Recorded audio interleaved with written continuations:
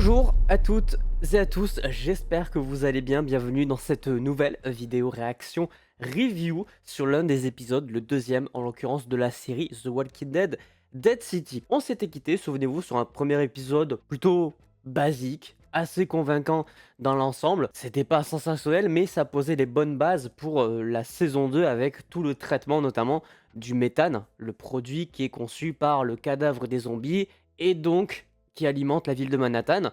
Source de conflit principal, du coup, maintenant on l'a compris, entre la New Babylon et les trois clans de la ville de Manhattan que Negan essaye de mettre sous son aile. Sans perdre plus de temps, je vous propose donc qu'on réagisse à ce deuxième épisode et ensuite on en reparle un petit peu.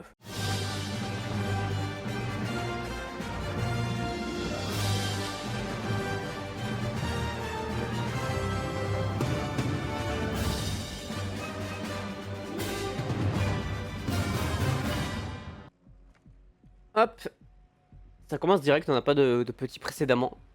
Avec la New Babylon qui se rend, j'imagine, devant le pont qui les sépare de Manhattan ou quelque chose du genre. Avec nos deux personnages principaux qui vont évidemment être rejoints plus tard par le fils de Maggie, c'est évident. Ouais, donc c'est un bateau qui va les amener là-bas. En même temps, Bach, je pense qu'au violon, c'est probablement le plus impressionnant et le plus stylé, hein. Ça, c'est clair. Il sait déjà qu'ils arrivent, hein. Ah bah, c'était un bras droit de Negan à la base. Ça fait du bien de le voir avec sa batte. Ça fait du bien. Ça m'avait manqué. Ah ouais, putain, ils sont vraiment au courant de tout. Christos, il me fait trop rire, c'était l'espagnol là. Il a pas décroché. Ah bah voilà, enfin tu parles. Enfin il parle. Oh le piège de mort. Elle se jette droit dedans. Ah, bah super. Qu'est-ce qu'il fout là lui? C'était évident qu'il allait venir, mais qu'est-ce qu'il fout là? Ah, donc c'est des gens de chez eux qui ont prévenu le croate qu'ils arrivaient. Ils vont se faire allumer. Ah, ils me cassent les couilles avec leur loi à la con. Ça rend les personnages détestables. Il en a rien à foutre en vrai. L'époque du sanctuaire, les gars. Ça, c'était l'époque.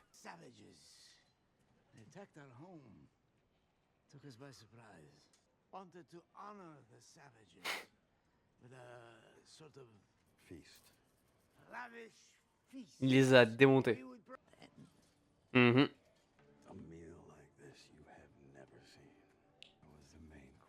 Mhm. C'était les mecs qu'ils avaient tués. Ah non.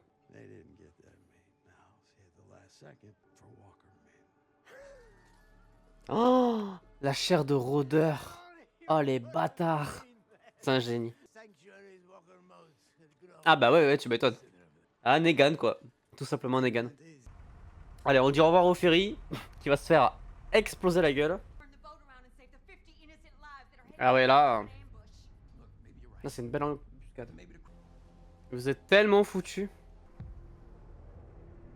Vous êtes visible à des milliers de kilomètres, hein. Ah ouais, ils ont tout. Ils les voient.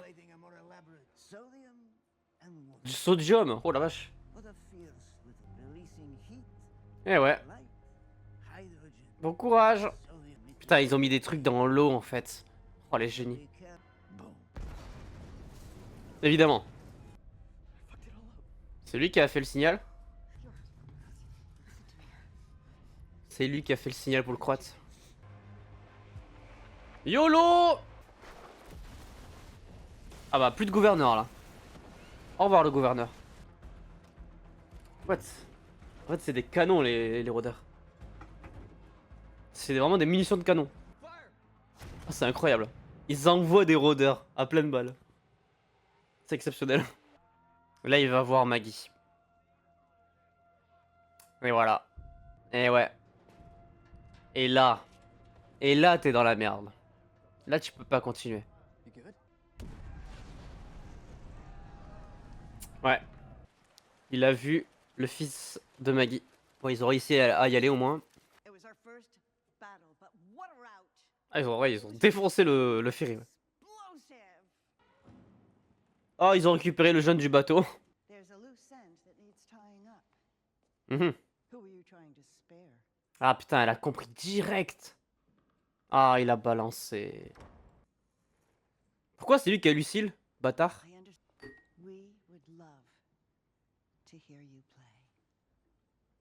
Oh, l'ambiance délétère. Bah, un peu aussi, du coup. Il va mourir, Victor. Ah, ah putain.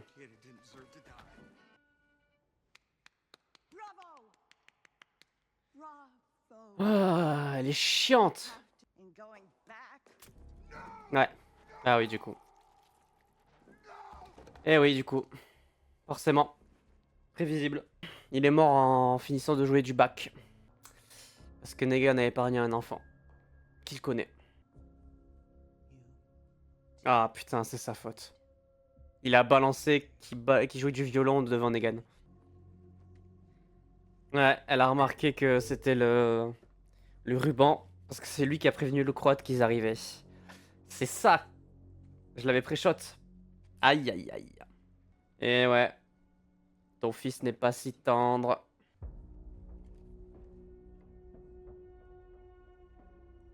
Qui n'a pas de gun ici? J'ai envie de vous poser la question, finalement. Est-ce que c'est vraiment impressionnant? Je pense pas. Bon, déjà, ils ont réussi à aller à Manhattan. Ils sont dans le parc. Maintenant, bon courage à eux. Parce que Negan, il sait qu'ils sont là. Enfin, tout le monde sait qu'ils sont là. Et ils ont un sacré périple à faire. Parce qu'en plein milieu de la forêt, là, il doit y avoir du zombie, je te le dis, moi. Bon, eh bien, écoutez, cet épisode 2. Alors, beaucoup moins, j'allais dire beaucoup moins explosif. Bon, en réalité, il y a quand même un ferry qui explose au milieu de l'océan, de la mer. Bon, j'ai quand même envie de dire que c'est un épisode qui est beaucoup moins violent et où il n'y a pas beaucoup d'action. C'est pas tiré par les cheveux à droite et à gauche. J'avoue que le côté ferry, avec l'explosion du méthane et tout, bon, c'est un peu n'importe quoi. Genre, tu mets vraiment des cadavres de zombies décomposés dans un canon que t'envoies sur un bateau qui explose. J'avoue, à la distance où ils sont, c'est un petit peu too much.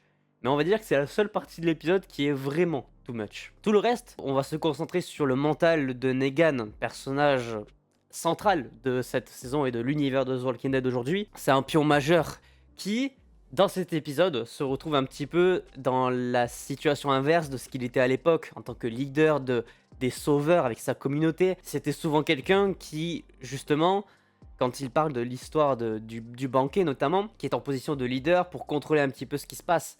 Et toute la fin de l'épisode avec Victor notamment, il se retrouve finalement dans la position inverse. Il se retrouve dans la position où les bouchers lui donnent la mauvaise viande pour qu'il meure. Alors là, évidemment, il ne meurt pas, mais il perd le combat finalement parce que il a remarqué que Herschel était présent sur le bateau. Il a décidé d'attendre avant de tirer pour éviter qu'il meure. Et donc par conséquent, eh bien, par acte d'hospitalité, avec une tension maîtrisée, on te fait penser qu'il va effectivement se passer quelque chose de grave. Et effectivement, c'est le cas. Il tue Victor devant les yeux de Negan après qu'il ait interprété un morceau de Bach. Et déjà, ça se sentait un petit peu dès le début de l'épisode qu'ils étaient un petit peu trop proches en termes d'histoire pour qu'il n'y en ait pas un des deux qui meurt. Alors évidemment, c'était sûr que c'était Victor qui allait mourir et pas Negan, pour des raisons évidentes. Mais du coup, il y a une belle construction autour de ça pour amener à une scène finale plutôt stylée. J'avoue que la montée en tension, le texte, le monologue, le morceau qui est interprété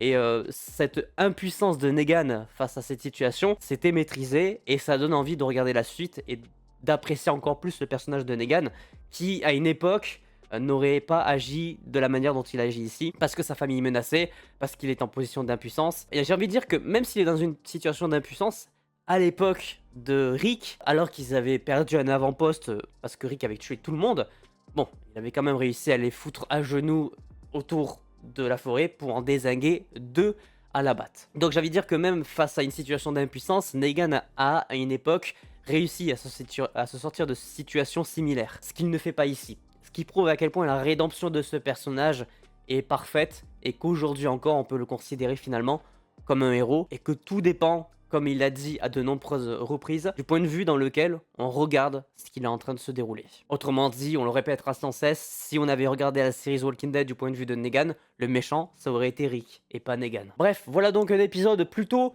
correct dans l'ensemble. J'ai bien aimé le côté Herschel parce qu'il est complètement matrixé par le Croate, par Dama, qui sont les personnages qui ont vraiment beaucoup d'influence sur lui depuis qu'il a été kidnappé dans la première saison, à tel point que bah là, Herschel a carrément dévoilé à sa mère qu'il a mis un foulard autour des pneus et que c'est lui qui a envoyé le signal aux Croates pour le prévenir qu'ils allaient monter sur le ferry pour arriver.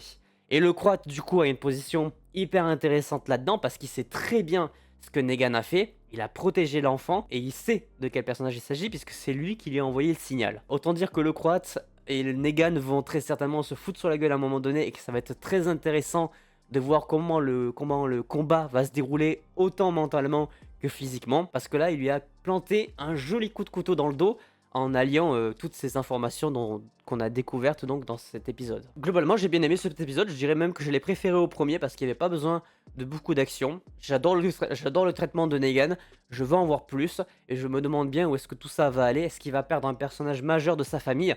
Ça pourrait être intéressant pour avoir un peu plus d'impact, encore plus sur le personnage aujourd'hui. Reste à voir un petit peu les choix qui vont être faits du côté de Scott Gimple, pardon, qui revient s'assurer de la production de cette série-là. Et donc je vous donne rendez-vous logiquement la semaine prochaine pour découvrir le mid-season, on sera déjà à l'épisode 3 et il n'y en a que 6 au total dans cette deuxième saison. J'espère donc que celle-ci, sur le deuxième épisode, vous aura plu. N'hésitez pas à laisser un petit pouce bleu si c'est le cas, à vous abonner, activer la cloche pour ne pas manquer les prochaines vidéos. Et sur ce, évidemment, portez-vous bien.